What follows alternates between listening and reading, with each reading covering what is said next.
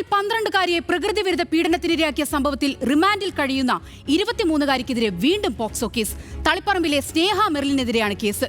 ഇരയായ പെൺകുട്ടിയുടെ സഹോദരനെ നിർബന്ധിച്ച് ലൈംഗികമായി ഉപയോഗിച്ചെന്നാണ് പരാതി.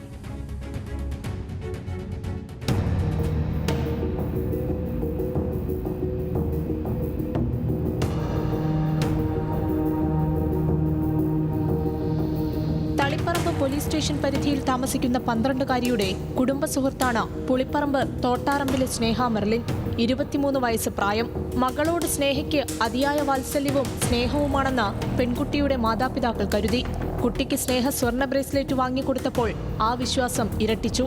എന്നാൽ കുട്ടിയെ അവൾ ലൈംഗികമായി പീഡിപ്പിക്കുകയാണെന്നും വിവരം പുറത്തു പറയാതിരിക്കാനാണ് ബ്രേസ്ലെറ്റ് വാങ്ങിക്കൊടുത്തതെന്നും ആ മാതാപിതാക്കൾ അറിഞ്ഞില്ല.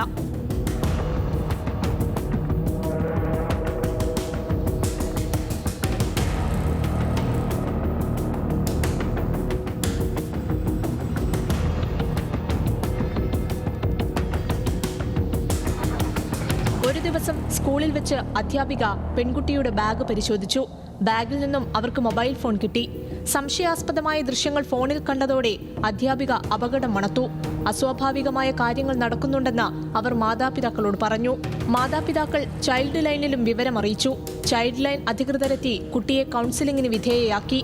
പ്രലോഭിപ്പിച്ചും സമ്മാനങ്ങൾ വാങ്ങി നൽകിയും സ്നേഹ ലൈംഗികമായി തന്നെ പീഡിപ്പിക്കുന്ന വിവരം കുട്ടി തുറന്നു പറഞ്ഞു.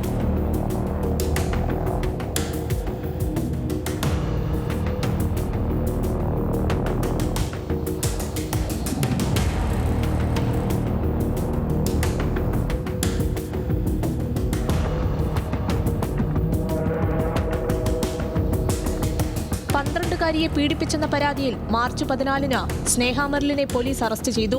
പലതവണ സ്നേഹ പെൺകുട്ടിയെ പീഡിപ്പിച്ചതായി അന്വേഷണത്തിൽ കണ്ടെത്തി. ഈ കേസിൽ റിമാൻഡിൽ കഴിയുന്നതിനിടെയാണ് സ്നേഹയ്ക്കെതിരെ വീണ്ടും പോക്സോ കേസ് രജിസ്റ്റർ ചെയ്തിരിക്കുന്നത്. പെൺകുട്ടിയുടെ സഹോദരനായ 15 വയസ്സുകാരനെയും സ്നേഹ ലൈംഗികമായി പീഡിപ്പിച്ചെന്നാണ് കേസ്. നിർബന്ധിച്ച് ലൈംഗികമായി ബന്ധപ്പെട്ടു എന്നാണ് കുട്ടി വീട്ടുകാരോട് തുറന്നു പറഞ്ഞത്. കുട്ടിയെ പീഡിപ്പിക്കുന്നതിന്റെ ദൃശ്യങ്ങൾ സ്നേഹ ഫോണിൽ പകർത്തുകയും ആരോടെങ്കിലും പറഞ്ഞാൽ ദൃശ്യങ്ങൾ പുറത്തുവിടുമെന്ന് ഭീഷണിപ്പെടുത്തിയതായും പോലീസ് കണ്ടെത്തി.